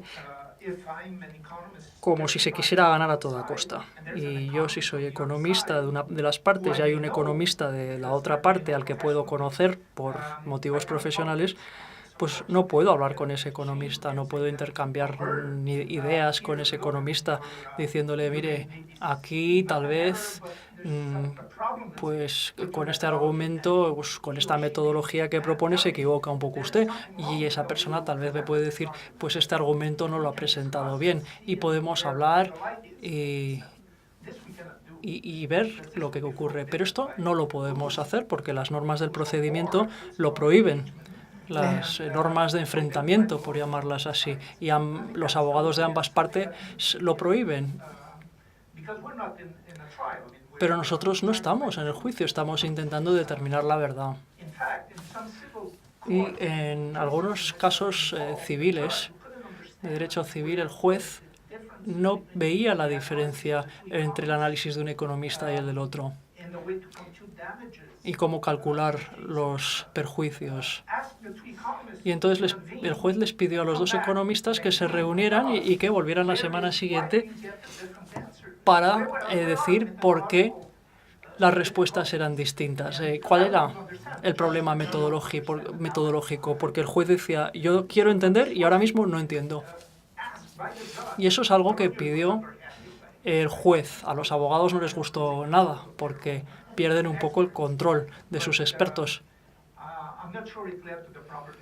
No sé si todo eso llevó a la mejor decisión, pero en cualquier caso, esto es algo que yo creo que debería permitirse, el que los expertos puedan hablar, tal vez en ausencia del juez, en ausencia del Consejo.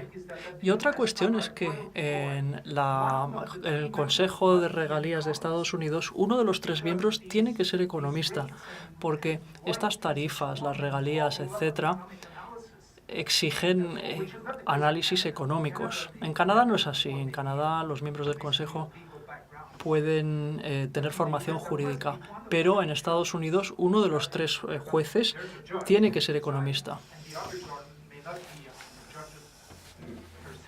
El juez preside, los demás son expertos, y uno de esos expertos tiene que ser economista. Y creo que al Consejo de Regalías de Estados Unidos eso le ha ayudado a tomar decisiones con una idea más clara de las cuestiones económicas que se planteaban. En primer lugar, unirme a las felicitaciones al Instituto de Autor por la jornada que ha convocado, me parece muy oportuna y, como siempre, lo ha hecho de manera extraordinaria.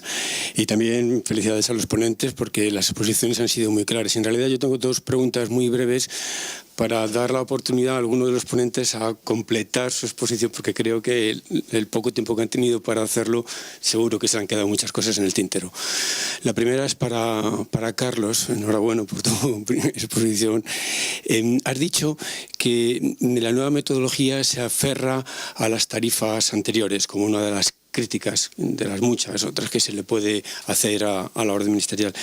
Y mi pregunta es, es explicarles un poco el porqué y si esto tiene algo que ver con la mención que hace la orden de metodología al justo equilibrio y cómo el justo equilibrio ha de lograrse teniendo en cuenta las tarifas anteriores y los acuerdos anteriores, si es esto o si es otra cosa. Y a Rosa también, muchas gracias por tu explicación. Te has extendido mucho con la facultad de determinación de tarifas, pero hay otra función importante y también novedosa dentro de la Comisión de Propiedad Intelectual, es la del control de estas tarifas. A diferencia de lo que has explicado sobre la determinación, esta está menos regulada, menos intervención de las partes, menos preceptos, incluso en el Real Decreto que desarrolla la función de control. Y sí te agradecería si nos pudieras decir algo sobre vuestra visión dentro de la Comisión acerca de esa función. Gracias. Bueno, pues gracias por preguntarme sobre el control porque no me ha dado tiempo material de poder desarrollarlo, pero solamente una nota característica del sistema de control, ¿no? A lo largo de todo lo que ha sido el proceso de cambio de normativa, pues el enfoque del control ha ido cambiando, ¿no?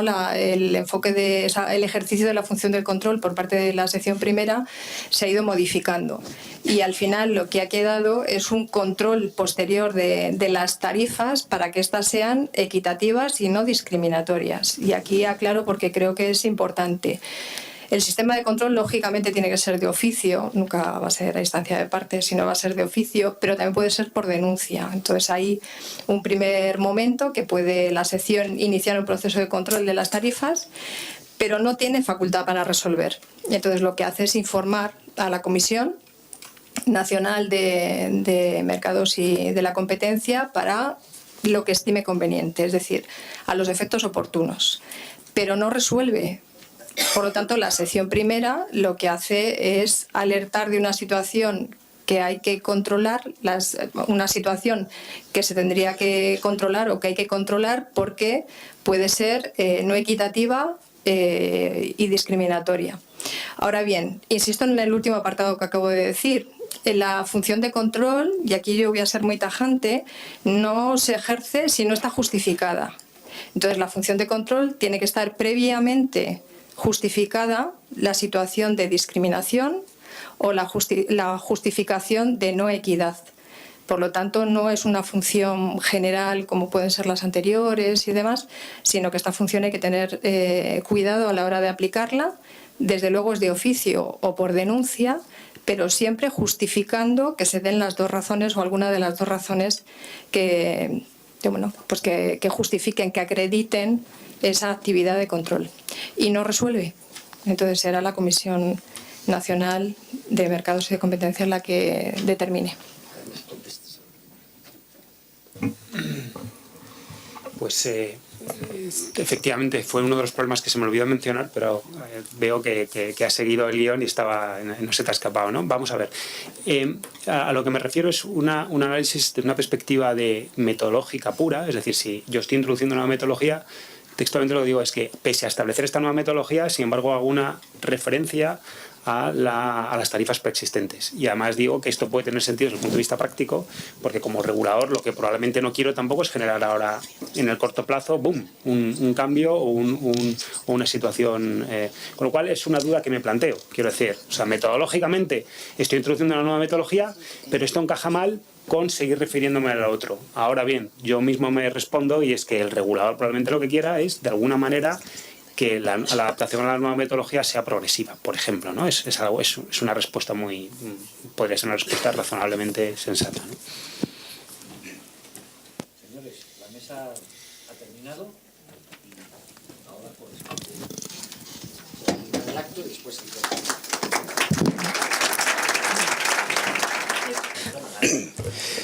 Bien, pues creo que llegamos a la parte final de esta jornada.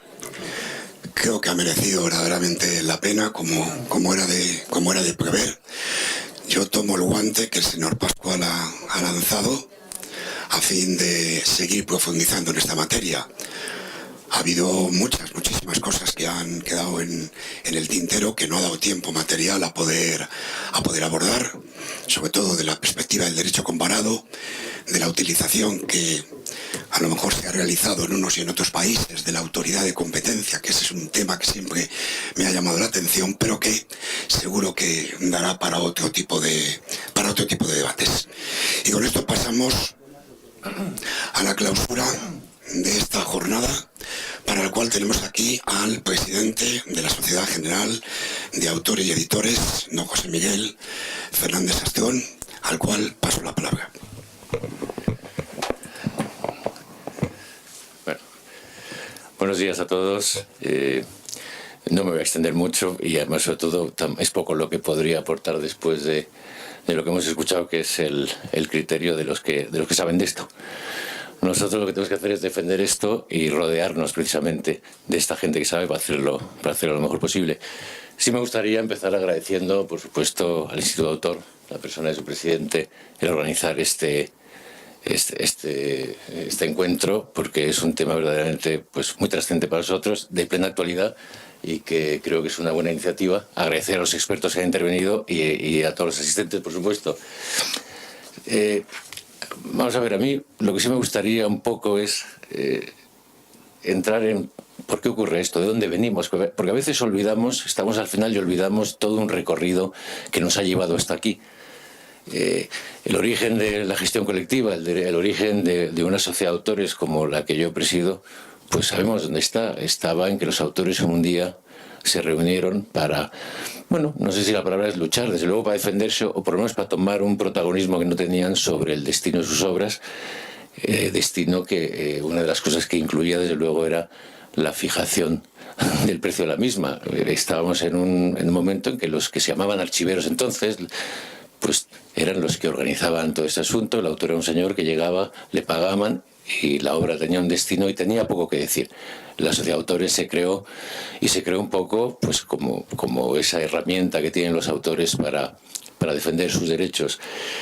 La realidad es que ha pasado mucho tiempo desde entonces, ha pasado muchas cosas, el mercado se ha complicado y llegamos al punto que estamos hoy. El punto que estamos hoy lo habéis descrito, se ha descrito aquí muy bien, pero a mí me gustaría hablar, ya no como experto han hablado todos ustedes, en una doble vertiente como entidad de gestión y sobre todo como autor, porque al final todo esto, una de las partes más implicadas somos los autores y en general los creadores de contenido, introduciendo unos elementos que son, desde mi punto de vista, un poco los que más nos preocupan.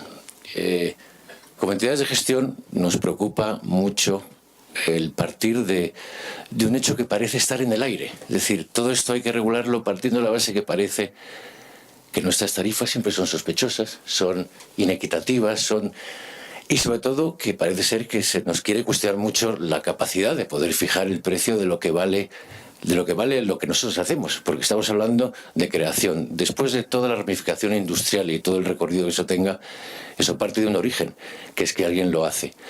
Y esa sensación pues, la tenemos, por supuesto, y no podemos evitarla.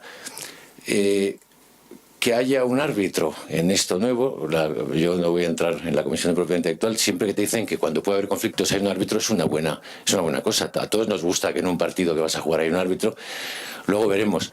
Claro, según el arbitraje le gusta más a unos y a otros, y no siempre objetivamente, ¿no? Pero sí intentamos, esperemos desearle suerte, colaborar, desde luego, pero teniendo en cuenta algo que hay una serie de conceptos que sí son, desde nuestro punto de vista, preocupantes. Lo que nosotros entendemos quizá como un excesivo protagonismo del usuario en toda esta cuestión.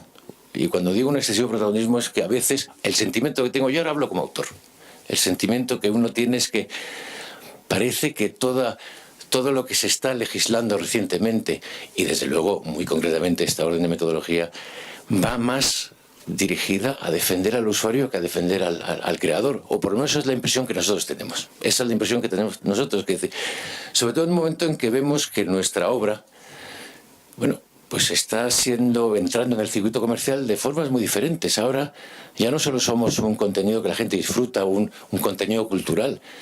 Empezamos a ver que somos a veces como un reclamo para que alguien venda otras cosas.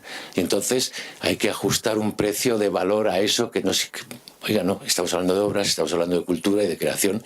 Si alguien va a hacer un negocio en el que esas obras pues le suponen un atractivo para vender otras cosas, me parece estupendo. Pero no vamos a adaptar nosotros nuestro valor, digamos, al papel que ellos quieren poner a esas obras. Si usted quiere usar las obras para otra cosa que no sea simplemente el disfrute de las personas que van a llegar a ellas, yo no tengo por qué adaptar mi papel a que su empresa sea rentable. Entonces, eso es lo que yo creo que estamos dejando un poco de lado. Estamos hablando de cultura, estamos hablando de creación, estamos hablando de que todo un colectivo tiene que tener cierto derecho a fijar el valor de lo que hace. Comprendo que hay que tener un criterio, que hay unos límites, pero no constantemente adaptarnos a nuevos modelos de negocio que de alguna manera devalúan el valor intrínseco de lo que hacemos para ponerlo en otro sitio, en otro foco. Me parece muy bien que se vendan otras cosas y que nos utilicen, pero cuando se hace abiertamente, cuando es publicidad, se dice, oye, quiero que tú me apoyes y me promociones este producto. Y no hay una orden de metodología de tarifas que dice cuánto te cobra alguien por dar apoyo o poner la cara para que tú vendas un producto. Se nos está llevando por un camino que creo que debemos alertar.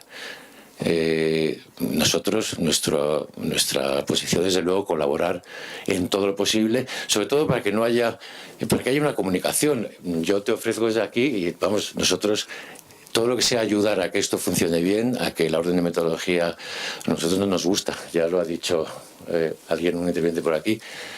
No creemos que sea una buena orden de metodología, tampoco creemos que sea una buena ley de propiedad intelectual la nueva que tenemos. Sabemos en qué mar estamos navegando, hemos hecho lo que tenemos que hacer y ayudaremos a que esto funcione, pero siempre defendiendo el derecho de autor y defendiendo el derecho de los autores a vivir de sus obras y de alguna manera ser dueños de ese destino. Por lo demás, muchas gracias a todos y no les entretengo más. Gracias.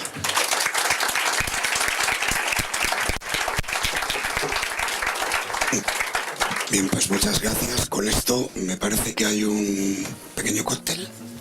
Hay un pequeño cóctel arriba en la sala donde han estado antes. Muchas gracias por su asistencia y se levanta esta jornada. Gracias.